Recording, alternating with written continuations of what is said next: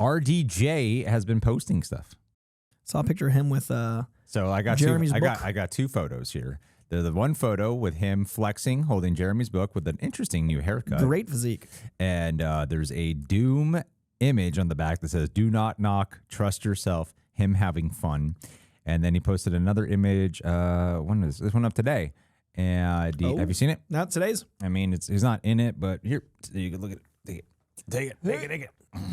We need 2 laptops. Doom. He's reading. This is a great book. The Jonathan Hickman Dune's fantastic. It opens with an MF Doom quote. Cool. The first page is honoring MF Doom because it's the first comic printed since Doom passed away.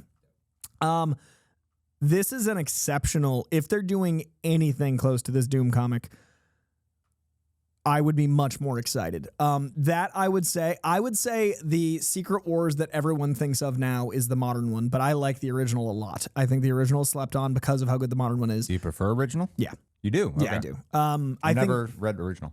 It's a little bit of the time. It's definitely a little cheesy, but the impact it had, I mean, it's why Venom exists.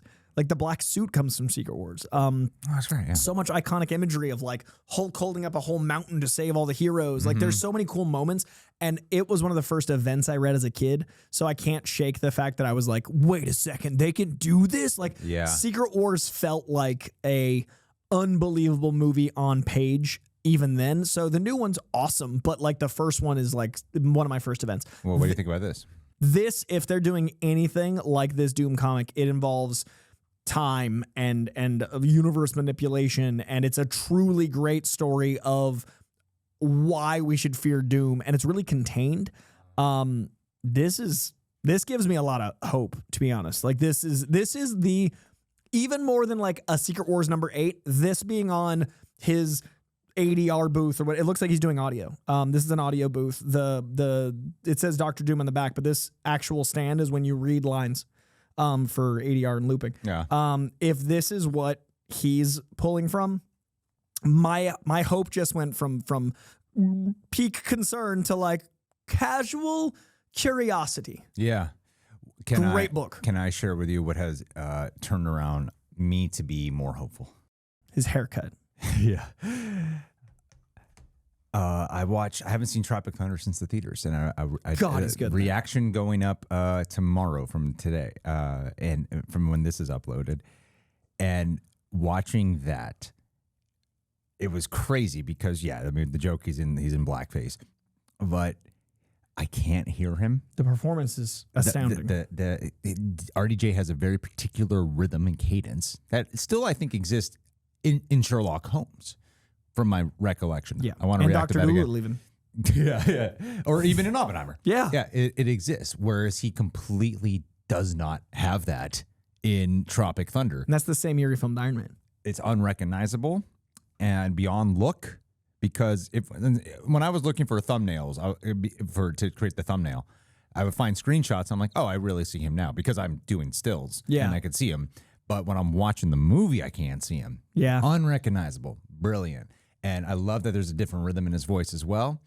And I keep pointing that out because I think when a man like him is at his stature, he needs challenge. He needs something that can feel like he can keep proving himself. This is one of our things that we have discussed is like, you know, it seems like he just maybe took this on for the paycheck. Very well could be.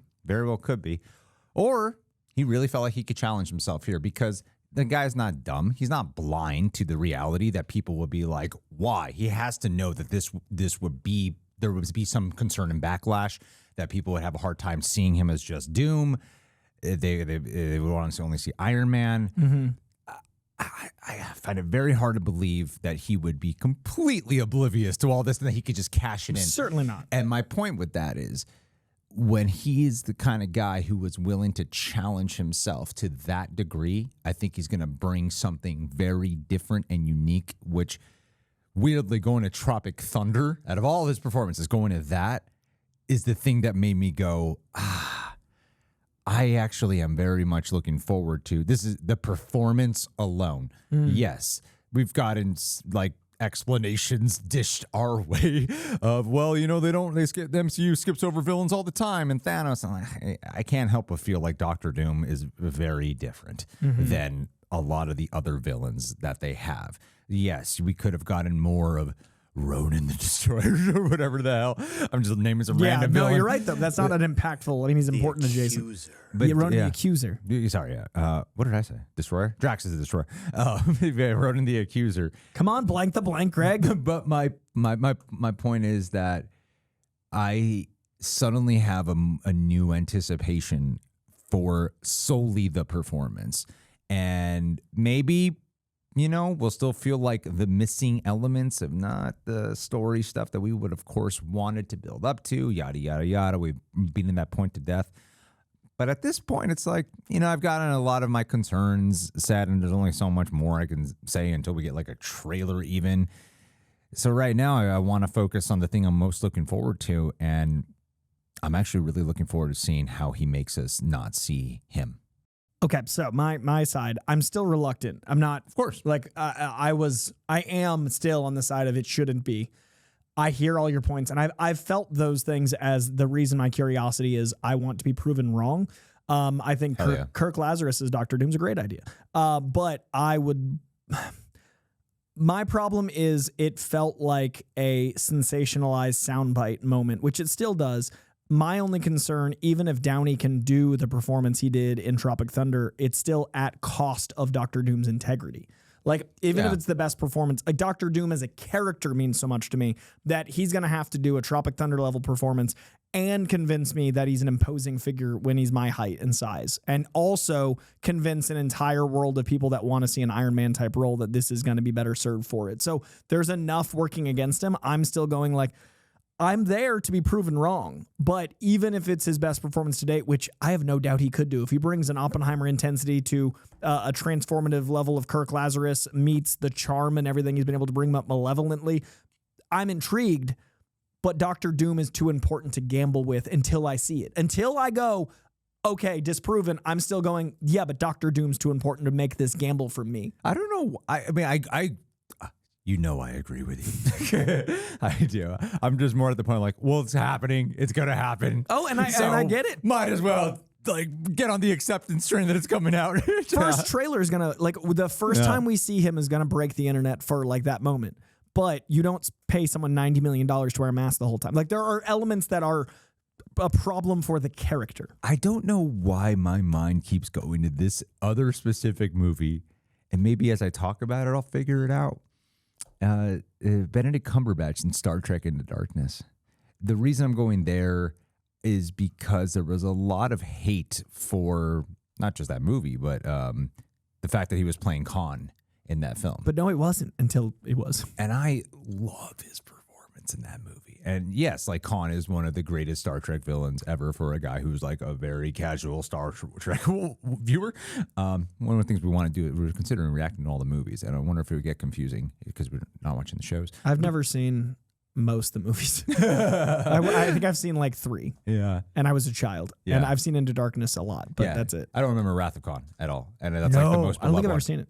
Oh, I mean, I remember that being surprisingly really engaging. Yeah. But anyway, my point with that is I don't know if more love has come around for Benedict Cumberbatch. That was also my introduction to Benedict Cumberbatch too. Was that movie is him as the villain. Sherlock for me. And there's something. Yeah, he was popular during Sherlock, but I hadn't seen it yet. Cool. But my point with that is like when I'm thinking about his scenes with him squaring off against Kirk at the end, I don't know why I keep likening my love for that to what I imagine RDJ might be able to pull off with this. It would still like his performance could be so good that it could still have such a cool impact that I kind of wanted to just like suck at the teat of that. I love that you're hopeful because but Benedict Cumberbatch didn't play an iconic Star Trek role in the first one and then come back in the second one. Like it's just a different thing of oh, totally, man. That's why I love the challenge. So, I'm very excited, and I love Robert Downey Jr. That was one of the things we talked about a lot in the Diary episode I did. Is like the characters he plays, I always feel seen.